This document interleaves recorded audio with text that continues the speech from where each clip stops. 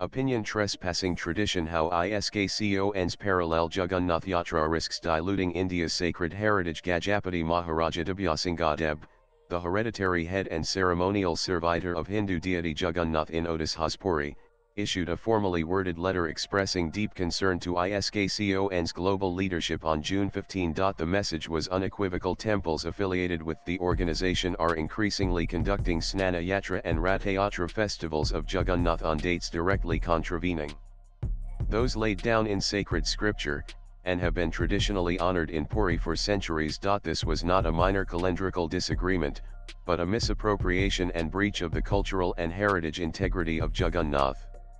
The closest analogy of this would be that a Chinese company tomorrow decides to celebrate Christmas in summer because it is convenient. This cultural and religious misappropriation will continue if we don't grant protection, the legal kind, to assets such as Jagannath Yatra.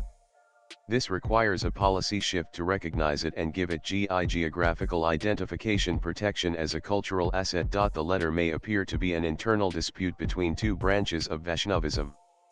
But read more closely, it reveals a deeper anxiety, one that touches the heart of India's spiritual and cultural sovereignty.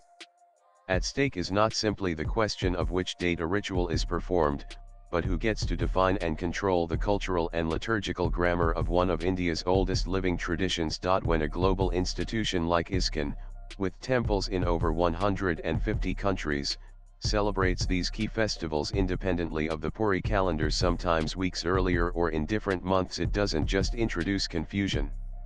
It subtly creates a parallel universe of legitimacy that dilutes the sanctity and singularity of the original tradition rooted in Odisha. To understand why this is so significant, one must revisit the origins and structure of these festivals. The Snana Yatra ceremonial bathing festival and Rath Yatra chariot procession of Jagannath are not just festivals, they are deeply codified rituals mentioned in several ancient texts, including the Skandapurana, Padmapurana, and Brahmapurana. According to these scriptures, Snana Yatra is to be performed on Jyeshtha Purnima, which was on June 11. The Rath Yatra begins on the Asada Shukla Dwitiya June 27 this year and culminates on Dashmi Tithi or July 5, after the Bahudayatra return journey. They have been practiced as such on these dates for years. These dates are not arbitrary, but based on the lunar calendar and cosmological alignments scrupulously maintained in Puri for centuries. More than 1 million followers gather each year to witness the deities of Jagannath, Balabhadra, and Subhadra ride 3 massive chariots from the Jagannath temple to Gundika temple in a grand and spiritually charged procession. This is not merely symbolic, it is one of the most ancient and vibrant public rituals in India's religious life, forming a key part of the country's intangible cultural heritage, as recognized by the Culture Ministry and international organizations like UNESCO. Yet, ISKCON, possibly to make the festival globally accessible, has chosen to perform Rath Yatra on other dates. While inclusivity and global devotion are laudable goals, they do not grant license to sever sacred tradition from its roots. In doing so, it may be unwittingly engaging in a form of spiritual franchising, taking the symbols, names, and outer rituals of Jagannath worship while ignoring the particular, scripturally sanctioned contexts in which these festivals are meant to be celebrated. The Gajapati Maharaja's intervention is, therefore, more than a defense of temple authority. It reveals an enormous gap in our cultural policy structure, which allows appropriation and control to be taken away by any organization anywhere in the world. It's not just important to preserve the ritual coherence and historical ownership of this sacred tradition, but also identify and recognize other such misappropriations. The chariot festivals of Jagannath have been stewarded for centuries by a complex ecosystem: the temple priests Datapatis, the king as Adyasavaka, the calendar scholars Punchangas, and a social consensus that ensures the tradition survives unbroken from generation to generation. Performing these festivals on unauthorized dates, without alignment with the Anusara period when the deities rest after the Snana Yatra or the auspicious lunar tithas, is not merely a deviation, it constitutes a disruption itself. This misalignment cannot be dismissed as mere administrative flexibility.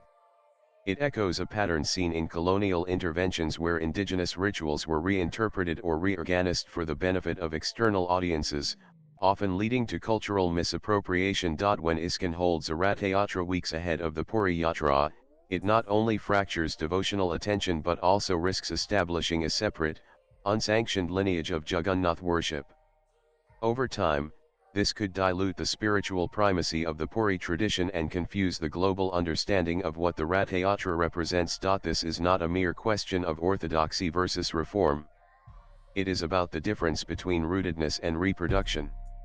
Just as celebrating Diwali in April or performing Holi during the monsoon would ring hollow, conducting Jagannath Snana Yatra or Rath Yatra out of sequence, and disconnected from the mother tradition in Puri, renders the ritual a simulacrum, a surface spectacle lacking its spiritual depth. The warning issued by Gajapati Maharaja Diluting and echoed by scholars at the March 2025 conference in Bhubaneswar, must be taken seriously.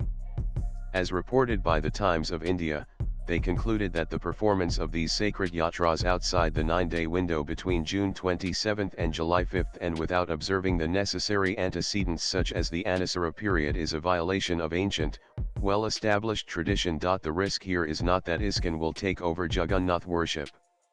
The danger is subtler, that by operating without deference to the Puri canon, it unintentionally creates a global version of Jagannath worship, which is slowly decoupled from the very soil, time, and ritual infrastructure that makes it sacred. Devotion does not require distortion. If ISKCON's aim is to honor Jagannath, it must also honor the tradition that made the deity known to the world. The sacred is not scalable in the way software is. It demands fidelity to time, to tradition, and to the keepers of memory who have sustained it for over 1,000 years. Swipe left for next video. In an age where cultural icons can be copied, rebranded, and globalized with ease, the call from Puri is not for exclusivity but for integrity. Jagannath, the Lord of the universe, deserves nothing less than the truth of the time and place.